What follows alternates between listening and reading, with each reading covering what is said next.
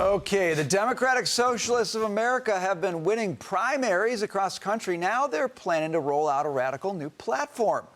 A source familiar with the DSA's planning says the platform would reportedly call to abolish the U.S. Senate, defund the War Department, grant amnesty for all immigrants, and replace the president and Supreme Court with an executive and judiciary chosen by Congress. And by Congress, the House, since they're getting rid of the Senate? No, by their potluck group that meets in the neighborhood. Well, could be that. Okay, so react to this.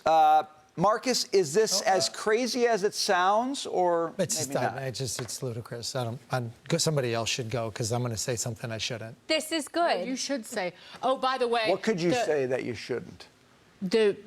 The president and SCOTUS be replaced, but the executive and judiciary will not only be chosen by Congress, but subordinate to Congress. Ooh, subordinate. That's exciting. Yeah. You know, sounds like a good no kings rally. I love the we fact could do. that this country can allow people to have different ideas, Yeah. and whether they have their, whether they're radical or not is one thing. But starting to reconstruct the entire infrastructure of our country and how it was built and why it was built in a certain way now starts to sound stupid. It's very revolutionary. I think that you're giving it too much credit because it sounds like there's some real plan. It just sounds stupid. See, chipping away at it is what scares me little by little, but I agree with you. When you start to sound ridiculous like this, most people are sensible enough not to buy into it.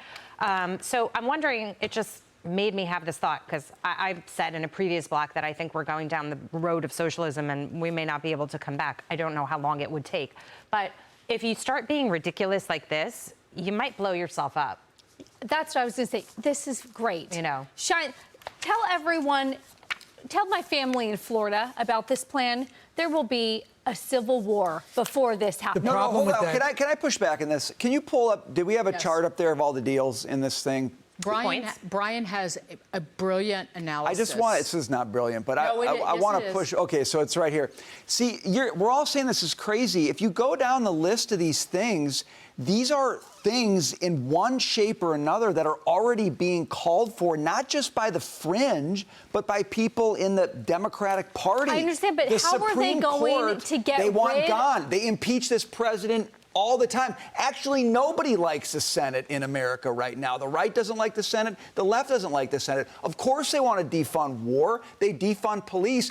This is not like a giant leap for mankind to get to this plan. We are probably closer to halfway there than anybody wants to give credit There's for. so many freedom-loving Americans in this country that will fight a civil war before this happens. There is, but This there's will also, not happen. But Taylor, there's also a lot of young people who don't believe in the establishment. There's also a lot of people who have been in the establishment for years that don't believe in the establishment. And so I think Brian's making a good point. As stupid as I think it is, there is this insurgence of lunacy that's out there because the system hasn't done well for a lot of people. Right. The system is overbloated. We are spending too much, including this administration. And so until those things change.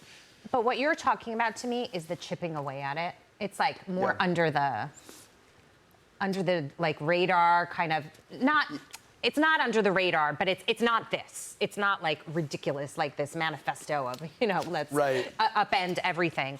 And that is why the chipping away at it is so dangerous, because I agree with you. You're actually not far from what we have to where they want to go. But having said that, I still go back to this idea of you have a lot of ignorant voters who don't understand what they're voting for until it's way too late. Go ahead. But I think what you were saying, put the full screen up of what these ideas are. Because this is a political,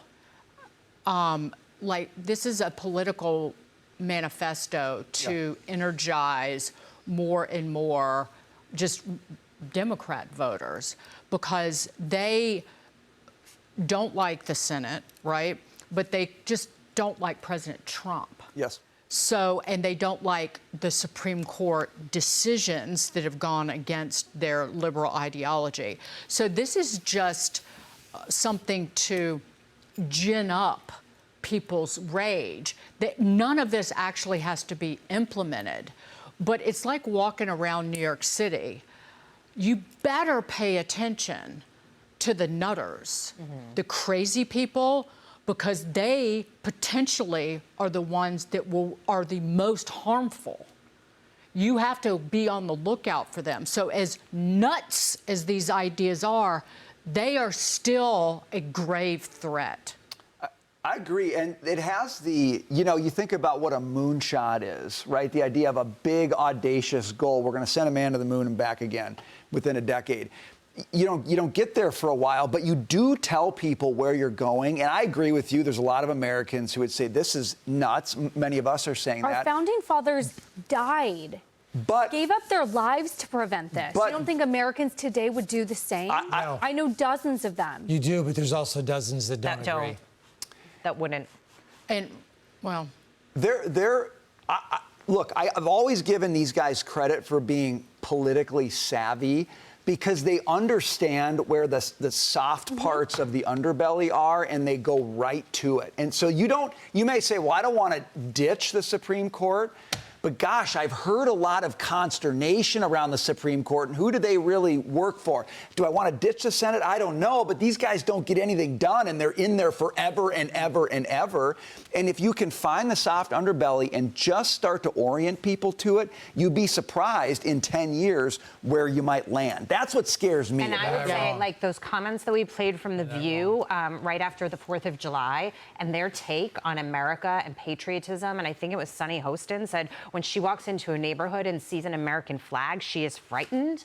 That scares me, and that exists. That is real. People, you have that on the left. Right.